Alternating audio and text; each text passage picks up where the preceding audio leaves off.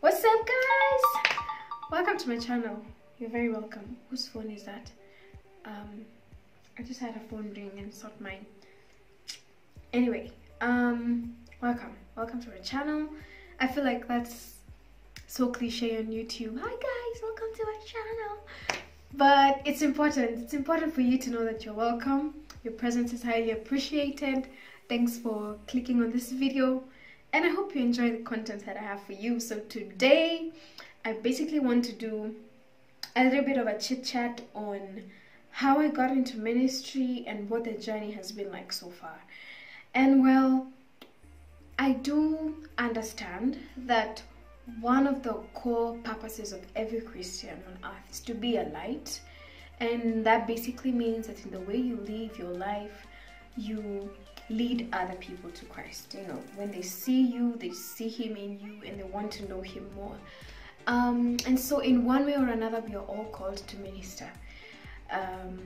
But then in terms of purpose, just the same way some people are called to dominate the energy industry, other people the textile industry, you know, just the different industries there are in this world. Then for some of us, ministry is a core part of who we are, a core part of our purpose. It comes to you as more than just something you should do because you're a Christian, but it comes to you like you have been set apart for this. So I am one such person, and so a big part of the life that you will see as I continue to share of mine has so much to do with ministry. So a bit of a background, which is something I think I've mentioned in like a get to know me video that I did earlier. I was brought up by Christian parents. My parents are both Christians. My dad grew up in the Methodist church, my mom in the SDA church. When she got married, she moved, and so for us, we were brought up in the Methodist church. I appreciate that the Methodist church has the basis of the true word of God, and so I've just grown up in that church, grown up with that with the surrounding of Christian culture all around me, from my parents at home to the church we've been going to. I mean, like, missing church on Sunday was like felt so wrong, you know. The school that I went to was also had a Christian foundation. It was an Anglican school for primary school. So yeah, I had that surrounding growing up, and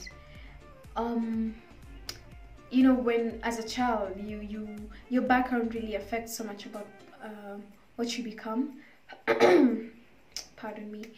And yeah, so that contributed to who I am now. Of course, it gets to a point in your life where you own your salvation. It stops becoming about mom and dad go to church, owning it. It even stops becoming about going to church. It just becomes, you grow into understanding the essence of relationship with God being so personal. And so I don't remember when exactly that was in my life. I feel like it was actually a very gradual thing. By the time I was getting to make the decision, it was something that was already being worked in me day after day.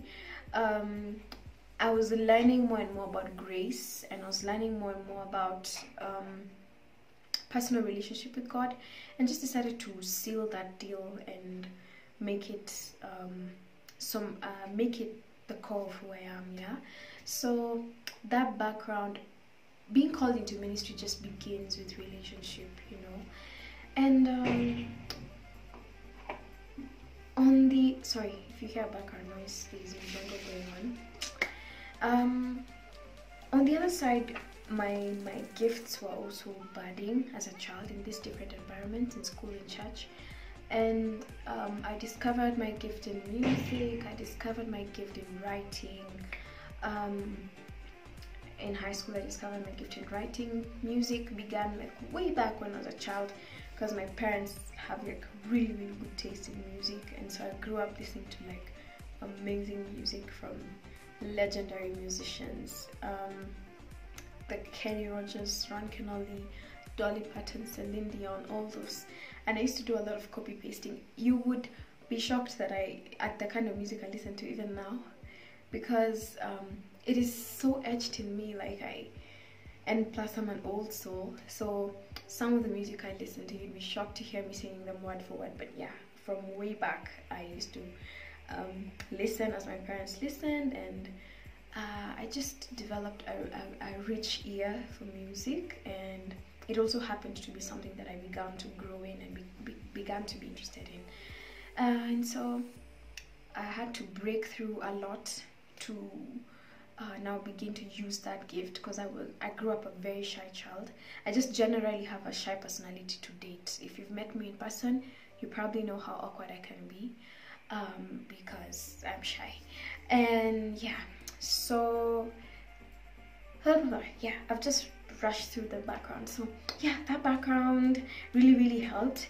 And then when I was 16, I remember this a bit profoundly. When I was 16, I began to feel such a strong pull towards ministry, towards, you know, these gifts not being just gifts for me to enjoy or make money from or entertain people, you know, but being also a big part of my purpose on earth. And it was scary, honestly, because I felt so inadequate. And to date, it's an everyday thing. Like, the Holy Spirit fills me up. I can't do this thing on my own. I do it imperfect. I do it afraid every single day. So yeah, at that point I began to feel this pull towards it. I began to feel the calling, and I began to see how the much God had preserved me in the past, it was making so much sense to what He was making me become and what the future was looking like. He had really preserved me. He had really covered me. I always kind of relate my story to that of Moses. That preservation because of the purpose that Moses held within him.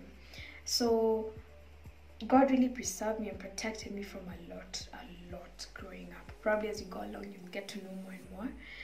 And it was making so much sense, because now I could see so much of what my days to come were gonna look like. And it was pretty scary, but at the same time it felt like I'm so glad I know what I'm about to now. And so from that point I became more intentional about my gifts. I became more intentional about growing my gifts. I became more serious about the singing, in that I wanted to grow and learn. So I was very open to learning. I've done a lot of vocal coaching. I still do it from time to time, because I'm not a perfect singer, and continue to write and write. It became, for me, writing actually also just, I bumped into it along the way, because it was just something I loved to do. I was that girl with a stash of journals, and it welled up into this gift that God is using to minister to many around. So how I knew my calling, in the long run, I know we were going to talk about how to hear from God. It's a tough thing to really explain, but what I can say for me personally, honestly, how I heard that call and how I received that call was through relationship. I'm sorry guys, I have a lot of saliva going on. So this video is so messed up. Alright, so how I knew my call, how I received the call, was basically through relationship. As I continued to press into God, I had a great hunger to know God more, especially as a teenager. As I just pressed in and pursued God more and more, I found myself in Him. So that's how it happened for me. I found myself in Him. I knew myself better. Things became so much clearer about who I am and everything. So that's how I discovered that I'm called to ministry. That's how I discovered what my gifts are meant for. The journey so far has been beautiful. I think, honestly, the earlier you begin, the better. Once you hear that call, just get up and run. You know, don't wait to be perfect, because honestly, it's just the grace of God that will perfect you. You will never be good enough to minister. And one of the challenges, the biggest challenges about being a minister is the harsher judgment that is passed on you. If today I do something, for example, I get into a relationship and it gets messed up, and you've seen it, I'm sure you have, it will become so much heavy. I'll be so much heavier judged as compared to if it was an ordinary person. And I have accepted that as part of the cross, for this thing called ministry. So the journey so far has been beautiful. The earlier you begin, the better. The favor of God rests upon you. The hand of God rests upon you. There's nothing better than that, And honestly, this is the kind of thing that requires very, very heavy spiritual engagement. Like, you really, really have to have an active prayer life, hunger for the word and read the word, have a spiritual covering over you, which is, I really thank God for giving me a spiritual covering, and your life becomes, your world is very small on the inside, though very big on the outside, but it becomes so much smaller on the inside. Yeah, so that's what it's been like, and I love it. I can't complain. Some things are a struggle, of course. Like, every time I even just put on my camera to begin a vlog, I'm like, I'm not adequate for this, I'm not good enough, and all those things, they bug me every time I'm about to step on a stage. So those are the giants, the Goliaths you fight every single time you're about to do your thing. Harsh judgment, I talked about harsh judgment. What else? For me, I had to find a way to melt in my personality to my purpose, because, like I said, shy personality. Yeah, so I had to like really work it in my mind that, chick, this has to be done, and purpose is bigger than personality. You can't let go of your purpose or ignore your purpose just because you feel like, oh, that doesn't match my personality. I mean, what personality was Jesus? What personality was Peter? What personality was John, Paul? It doesn't matter. Either way, they fulfill their purpose on earth.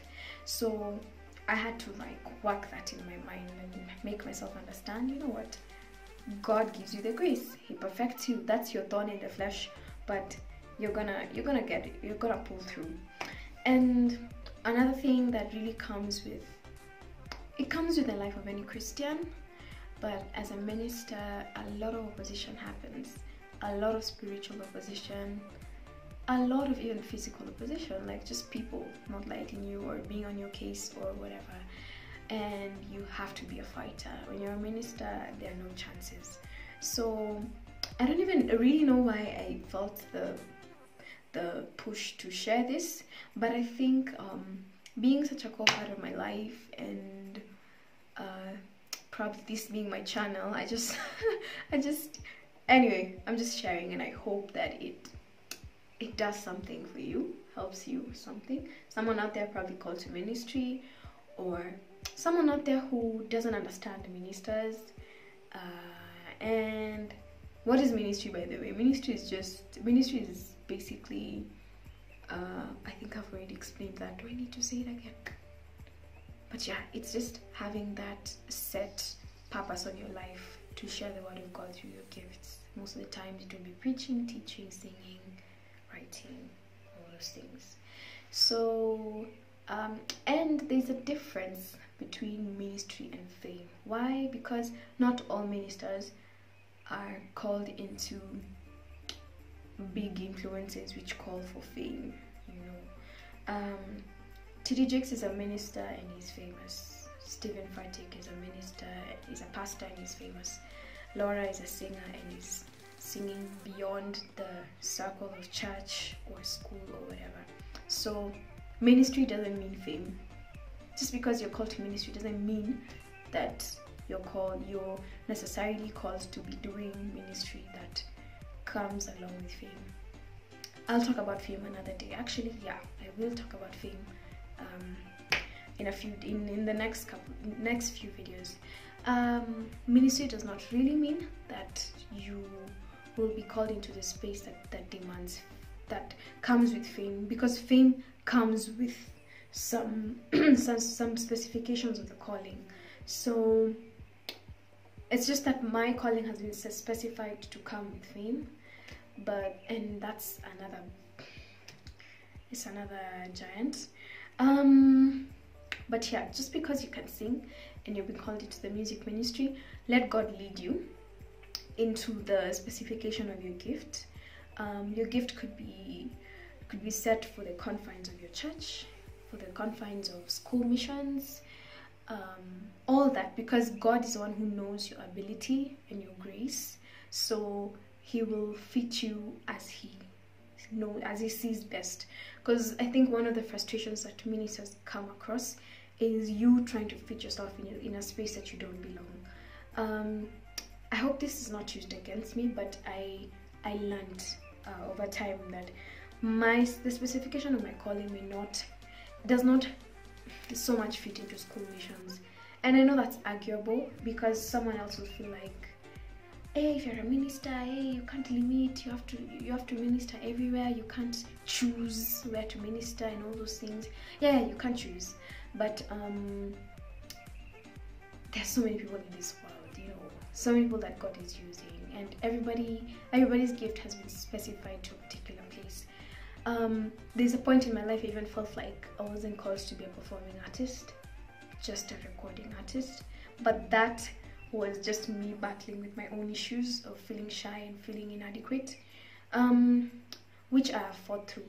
But yeah, I think you get my drift. Yeah, so God, this may not even be just about the people called into ministry, just in any purpose in your life. Look at the specifications of your purpose. Just ask God. Actually, he reveals them to you. The more you seek him, the more you ask him, the more you do it afraid, the more you just do it and act on the last word God said. You know, when God told Abraham to go and sacrifice Isaac, you can imagine what the journey was like for Abraham between the time he left home and by the time he was getting to the mountain. He must have been thinking so much, but he didn't go back. We don't see records of him choosing to go back or choosing to stop on the way and cry and wail about whatever it is that God said. He just kept on moving, regardless of the fact that he was feeling like this is such an unfair thing I'm being called to do, or this thing is not making sense. He was acting on the last word God said. So that's all you need to do sometimes. God said move. As you go along, he shows you more and more and more. I think this video is not becoming too long, but I always love talking to you. Thanks for watching. I'm gonna see you again next Sunday. I hope so far you're enjoying the channel. I look forward to much better in the days to come. Subscribe, share, do all those nice stuff. You know, just be a good person, do all those nice stuff. Mwah.